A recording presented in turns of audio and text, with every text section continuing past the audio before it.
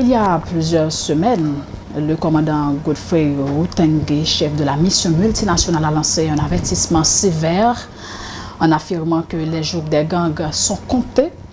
Pouvez-vous nous expliquer les raisons derrière une telle déclaration, surtout alors que les gangs semblent actuellement plus à l'aise pour éteindre leur territoire? Bonjour tout le monde. Vraiment, je suis très honoré d'être ici. Et pour répondre à ta question, premièrement, j'aimerais clarifier quelque chose ici. Ce n'est pas la mission kenyane, mais c'est la mission MSS. Les Kenyans sont les leaders. C'est ce que nous avons déployé beaucoup de personnel, beaucoup de soldats. Donc, c'est la mission multinationale. Donc, c'est ça. Mais, à vraiment dire, il faut quand même tout d'abord avoir la salutation de mon commandant, Godfrey Rutenge. Il m'a envoyé, avant de venir ici, de saluer tout le monde, de saluer les Haïtiens. Et pour répondre à ta question, c'est clair. Nous avons déjà commencé les opérations décisives. Auparavant, pendant les derniers 5 mois, nous étions en train de faire la planification. C'était la phase d'employement. Donc, nous avons déjà maintenant fini avec le déploiement des policiers. Donc, c'est pour cela que le chef de la mission a déclaré que maintenant, nous allons commencer à se combattre avec les gangs. Donc, c'est très sérieux et nous sommes vraiment très sérieux à se combattre avec les gangs. Donc, on ne rigole pas, on ne rigole plus. Nous avons déjà sur le terrain et ça va être un peu difficile pour les gangs. Oui. Maintenant, quelle est votre évaluation actuelle de la situation de la violence des gangs en Haïti et comment cela impacte-t-il en particulier les troupes kenyanes?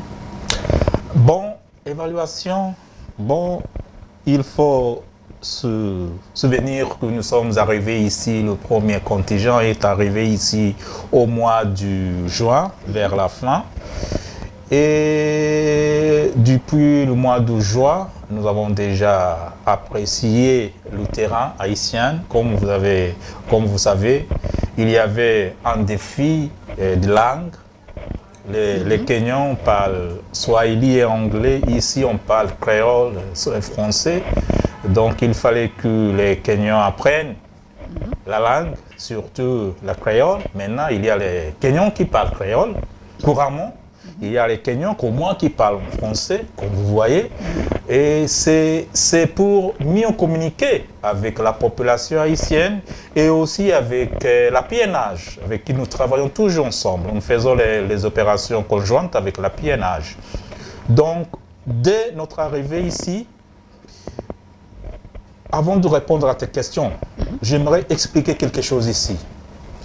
Cette mission est un peu différente. Ce n'est pas comme les autres missions. La mission MSS, on nous a donné 4 phases. La première phase, c'était la phase du déploiement. C'est pour cela que nous avons pris 5 mois. Faisons le déploiement, faisons le planning, faisons la planification et déploiement des personnels, des matériaux, des équipements, tout ça. Donc, ça était jusqu'à la fin du mois de décembre. La deuxième phase, c'est la phase des opérations décisives. C'est ce que nous commençons maintenant, au mois de janvier. Après la phase des opérations décisives, nous avons ce que nous appelons, comment dirais-je, il y a la transition aussi là-bas. Mais je ne peux pas expliquer en détail, mais pour le moment, nous sommes dans la phase des opérations décisives. Donc, comme mandat, il faut toujours savoir, comme mandat, on nous a donné 3 mandats. Le premier mandat, c'est supporter la PNH. Donc, nous ne pouvons pas aller à l'extérieur pour les opérations sans PNH.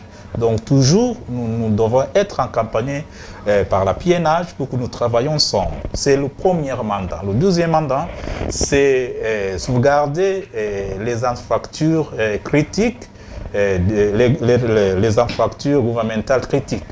C'est pour cela comme la IGPNH, l'Académie de police, et ça. Et puis la dernière mandat, c'était stabiliser la situation de sécurité pour qu'on puisse quand même avoir des élections. Donc vous voyez, nous avons 3 mandats que nous devrons toujours suivre.